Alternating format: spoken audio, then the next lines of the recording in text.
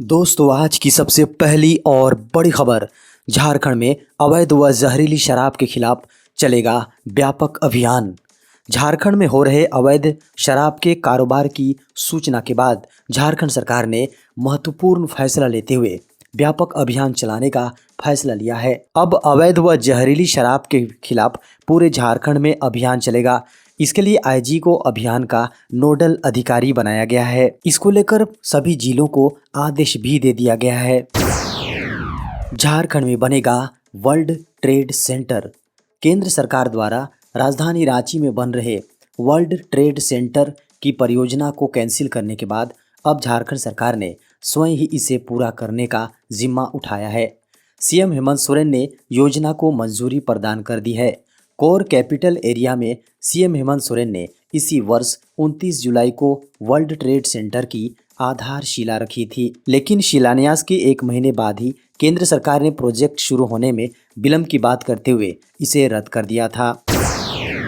शहीद निर्मल महतो की जयंती के मौके पर झारखंड के मुख्यमंत्री श्री हेमंत सोरेन ने कहा, झारखंड अलग राज्य आंदोलन के वीर शहीदों को पूरा सम्मान और अधिकार देने के लिए सरकार कृत संकल्पित है। उन्होंने कहा, राज्य सरकार ने शहीदों के परिजनों आश्रितों को पेंशन के साथ अन्य सुविधाएं देने का निर्णय लिया है। बड़ी खबर है, 2023 में शुरू हो सकती है हटिया से वंदे भारत एक्सप्रेस। रांची से हावड़ा सफर करने वाले यात्रियों के लिए बेहद अच्छी खबर है। नए वर्ष में वंदे भारत एक्सप्रेस झारखंड की राजधानी रांची रेल मंडल हटिया से हावड़ा तक चल सकती है। हालांकि अभी तिथि तय नहीं हुई है। रांची रेल मंडल से वंदे भारत एक्सप्रेस की सेवा कब शुरू होगी, यह रेलवे बोर्ड तय करेगी। खबरों को माने तो 2023 में हटिया से वंदे भारत एक्सप्रेस शुरू हो सकती है। ताजिकिस्तान में फंसे मजदूरों की आज होगी वापसी। ताजिकिस्तान में फंसे झारखंड के प्रवासी मजदूरों की वापसी होनी तय हो गई है। आज सभी प्रवासी मजदूरों की वापसी हो रही है। वहां फंसे मजदूरों ने वीडियो भेजकर वतन वापसी की गुहार लगाई थी। अब उन्होंने फिर एक वीडियो शेयर किया है जिसमें मजदूरों ने उनकी सकुशल वापसी के लिए पहल करने वाले जनप्रतिनिधियों के प्रति आभार प्रकट किया है। झारखंड में 31 दिसंबर तक छाए रहेंगे आंशिक बादल। मौसम विभाग के अनुसार झारखंड के मौसम में बदलाव आने की संभावना है। 26 से 28 दिसंबर तक झारखंड के उत्तर पूर्वी इलाके में सुबह कोहरे के बाद पूरे दिन आंशिक बादल छाए रहने की संभावना है।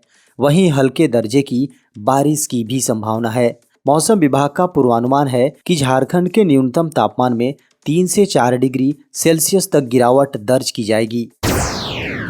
कोरोना को लेकर 27 दिसंबर को स्वास्थ्य सुविधाओं का होगा मॉक ड्रिल। कोरोना संक्रमण के खतरे को देखते हुए आईएमए की एडवाइजरी को केंद्र सरकार ने गंभीरता से लिया है। राज्यों को कोरोना से निपटने के लिए तैयारियों को लेकर एक मॉक ड्रिल आयोजित करने को कहा गया है। इस संबंध में केंद्रीय स्वास्थ्य सचिव ने राज्यों को पत्र लिखा है। पिछले दिनों कई देशों में कोरोना मामलों के बढ़ने के बाद पीएम मोदी ने एक हाई लेवल मीटिंग की थी, जिसमें प्रधानमंत्री ने राज्यों को कोरोना से निपटने और स्वास्थ्य सेवाओं की तैयारी की अपील की थी। जिसके बाद अब केंद्रीय स्वास्थ्य सचिव राजेश भूषण ने राज्यों और केंद्र शासित प्रदेशों के सचिवों को 27 दिसंबर को देश भर में कोविड समर्पित स्वास्थ्य सुविधाओं समेत सभी स्वास्थ्य सुविधाओं का मॉक ड्रिल आयोजित करने के संबंध में लिखा है। झारखंड में थोक में शराब बेचेगी सरकार। झारखंड में अब सरकार का उपक्रम झारखंड स्टेट ब्यूरेज कॉरपोरेशन लिमिटेड भी शराब का थोक कारोबार करेगा। इसके लिए टेंडर फाइनल कर लिया गया है। खबरों को माने तो जेएसबीसीएल इसी सप्ताह से बाजार में शराब उपलब्ध कराने लगेगी। संभावना जताई जा रही है कि जेएसबीसीएल द्वारा आपूर्ति शुरू करने के बाद बाजार में खासकर ब्रांड की शराब की कमी दूर हो जाएगी। झारखंड में फिलहाल शराब की थोक आपूर्ति का जिम्मा 2 निजी कंपनियों के पास है। दोनों कंपनियों को 31 मार्च 2023 तक शराब की आपूर्ति करनी है। कोरोना के नए वेरिएंट BF7 को लेकर झारखंड सरकार अलर्ट। स्वास्थ्य विभाग के अपर मुख्य सचिव ने टेस्ट, ट्रैक, ट्रीट, टीकाकरण के साथ कोविड उपयुक्त व्यवहार की 5 आयामी रणनीति पर ध्यान बनाए रखने और मजबूत करने की हिदायत दी है। साथ ही मास्क व सोशल डिस्टेंसिंग का पालन सुनिश्चित कराने का निर्देश दिया। उन्होंने जिला control room, oxygen task force को सक्रिय करने का निर्देश दिया है। त्योहार के दौरान सतर्क रहें। उन्होंने कहा है कि वायरस की बदलती प्रकृति को ध्यान में रख झारखंड में इसके संभावित प्रसार रोकने के लिए आगामी उत्सवों के दौरान सतर्क रहने के साथ स्वास्थ्य उपायों को सुनिश्चित करना जरूरी है। इसके लिए उन्होंने जून में केंद्र द्वारा जारी संशोधित दिशा निर्देशों के भी अनुपालन की हिदायत दी है। 1 जनवरी 2023 को खरसावां पहुंचेंगे सीएम हेमंत सोरेन। 1 जनवरी 2023 को मुख्यमंत्री हेमंत सोरेन झारखंड के खरसावां पहुंचेंगे।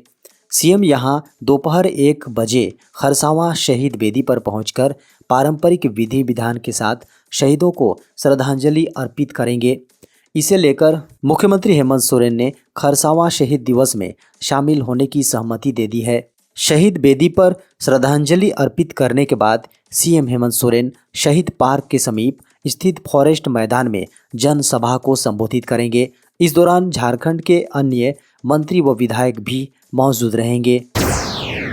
देश में कोरोना वायरस के मिले 227 नए मामले।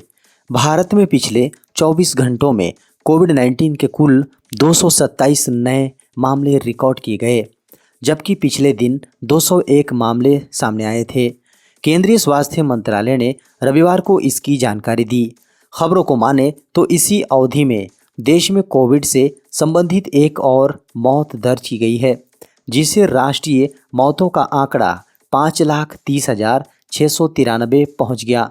इस बीच देश में एक्टिव मामलों की संख्या 3,424 है, जो देश के कुल पॉजिटिव मामलों का 0.01% है।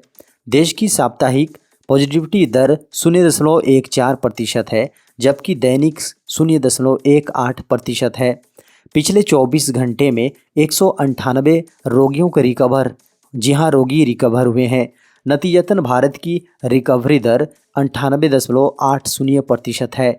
साथ ही इसी अवधि में देश भर में कुल 1,29,159 परीक्षण किए गए।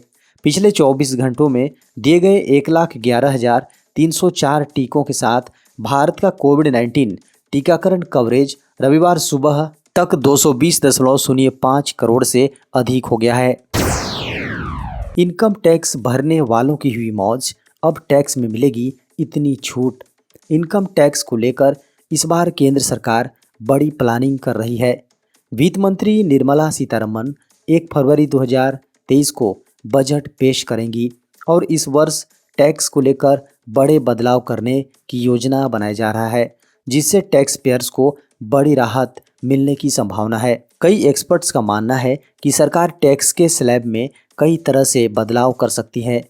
वहीं कई लोगों का मानना है कि इनकम टैक्स के रेट्स और स्लैब वही लागू रहेंगे जो आकलन वर्ष साल 2022-23 में लागू किए गए थे। बता दें कि इस समय देश भर में 2 तरह की व्यवस्थाएं लागू हैं। आप इसको अपने हिसाब से चुन सकते हैं कि आपको न्यू रिजीम में टैक्स भरना है या फिर ओल्ड रिजीम में। लेकिन इस बार सरकार आम जनता को टैक्स में किस तरह की राहत देगी, यह देखना काफ़ी ज़रूरी है। नए साल में केंद्रीय कर्मचारियों को मिल सकती है खुशखबरी। वर्ष 2023 केंद्रीय कर्मचारियों के लिए बड़ी खुशखबरी लेकर आने वाला है। ऐसी संभावना जताई जा रही है कि केंद्र की नरेंद्र मोदी सरकार अपने कर्मचारियों को नए वर्ष का तोहफा दे सकती है। मीडिया की खबरों को माने तो मोदी सरकार केंद्रीय कर्मचारियों के डीए में बढ़ोतरी कर सकती है। यही नहीं, बकाये डीए का भुगतान भी कर सकती है। बढ़ती महंगाई के बीच केंद्र की नरेंद्र मोदी सरकार कर्मचारियों को तोहफा दे सकती है। ऐसी उम्मीद की जा रही है कि नए साल में केंद्र सरकार केंद्रीय कर्मचारियों के डीए में 4% की वृद्धि कर सकती है। डीए को लेकर सरकार साल में 2 बार फैसला लेती है, एक जुलाई में और दूसरा जनवरी में। जुलाई 2022 में केंद्र सरकार कर्मचारियों को 4% डीए वृद्धि का तोहफा दे चुकी है। अब जनवरी 2023 में भी 4% वृद्धि की संभावना जताई जा रही है। अगर 4% की वृद्धि होती है तो कर्मचारियों का डीए 38 से बढ़कर 42% हो जाएगा।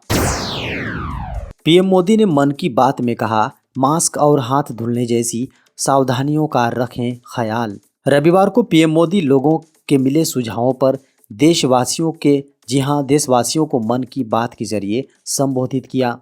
ये कार्यक्रम रविवार सुबह 11 बजे शुरू हुआ। मन की बात में पीएम मोदी ने कहा कि यह साल देश के लिए कई मायनों में काफ़ी प्रेरक रहा। पीएम मोदी ने कहा कि एक भारत श्रेष्ठ भारत के लिए भी यह साल याद रखा जाएगा।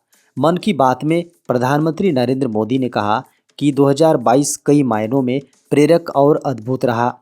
इस वर्ष भारत ने आज़ादी के 75 साल पूरे किए और इसी साल अमृत काल का प्रारंभ हुआ। पीएम मोदी ने कहा कि दुनिया के कई देशों में बढ़ रहे कोरोना वायरस के मामलों को लेकर पीएम मोदी ने मन की बात में कहा कि आप भी देख रहे हैं कि दुनिया के कई देशों में कोरोना बढ़ रहा है, इसलिए हमें मास्क और हाथ धुलने जैसी सावधानियों का और ज़्यादा ध्यान रखना है। हम सावधान रहेंगे तो सुरक्षित भी रहेंगे और हमारे उल्लास में कोई रुकावट भी नहीं पड़ेगी। उन्होंने कहा कि आज़ादी के 75वें इस वर्ष अभियान में पूरा देश तिरंगामय हो गया। 6 करोड़ से अधिक लोगों ने तिरंगे के साथ सेल्फी भी भेजी।